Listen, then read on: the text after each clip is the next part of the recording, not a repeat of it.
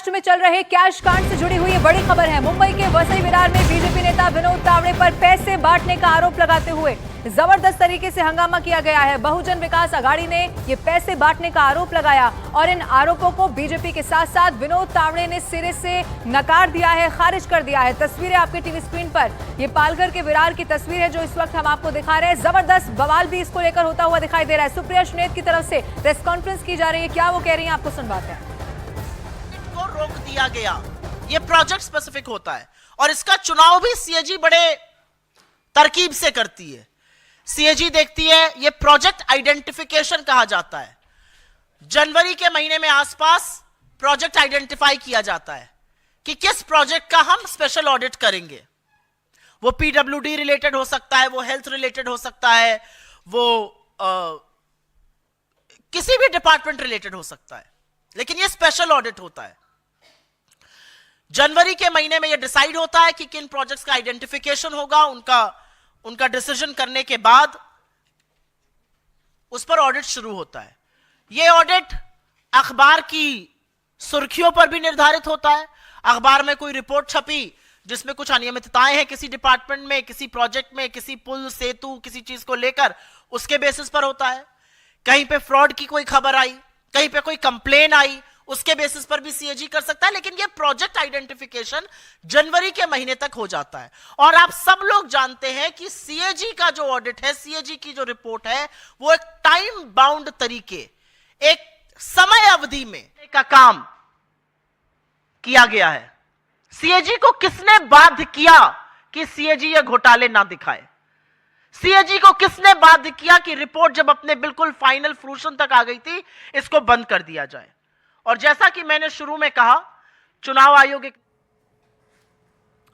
तो इस पर जबरदस्त तरीके से सियासत होती हुई भी नजर आ रही है। एक बार फिर से विनोद तावड़े का वो वीडियो हम आपको दिखाने जा रहे हैं जो पालघर के विरार का बताया जा रहा है। इसी में आप देखेंगे कार्यकर्ता किस तरह से उन्हें घेरते हुए नजर आए हैं। और इस पर विनोद तावड़े की तरफ से इन तमाम आरोपों को खारिज कर दिया गया है। क्या कहा है विनोद तावड़े ने, सुनवाते हैं आपको।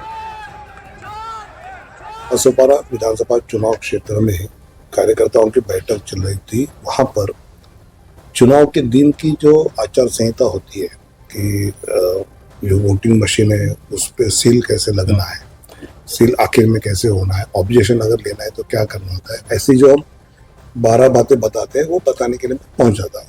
सामने वाला जो पार्टी हमारे मित्र पक्ष है, इधर अप्पा ठाकुर जी है या क्षितिज है, उनके कार्यकर्ताओं को लगा के हम पैसे बांट रहे हैं। तो चुनाव आयोग उसकी इंक्वायरी करे, पुलिस इंक्वायरी करे, सीसीटीवी फुटेज ले ले, तो उसमें वास्तव जो है, मैं तो 40 साल से पार्टी में हूँ। अप्पा ठाकुर मुझे जानते हैं, क्षितिज मुझे जानते हैं, सब पार्टी जानती है। तो जो वास्तव है वो सबको पता है और फिर भी चुनाव आयोग ने निष्पक्ष इंक्वायरी करनी चाहिए, ऐसा मेरा भी आग्रह है। और इस वक्त प्रीति सोमपुरा मेरे साथ लाइव मौजूद हैं। प्रीति, भले ही महायुति या खुद भारतीय जनता पार्टी इस बात को ये कह दें कि कल होने वाले चुनाव में कोई फर्क नहीं पड़ने वाला, लेकिन ये तो साफ है कि विपक्ष इस मुद्दे को छोड़ने वाला नहीं है, जो कि विपक्ष के तमाम नेताओं की तरफ से इस पर रिएक्शंस आने लग गए हैं। प्रीति